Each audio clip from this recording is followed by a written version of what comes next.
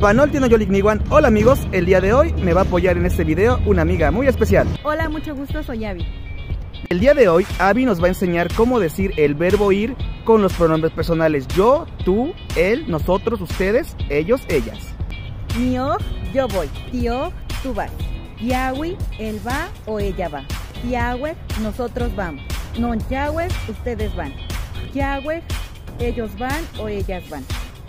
Exactamente, ahora vamos a hacer algunos ejemplos. Mioj al tepe, mioj al tepe. Yo voy al pueblo. Otro ejemplo, Tioj, cholan. Tú vas al mercado.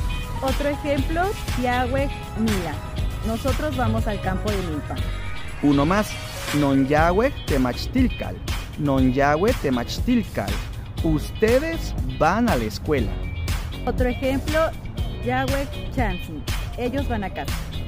Bueno,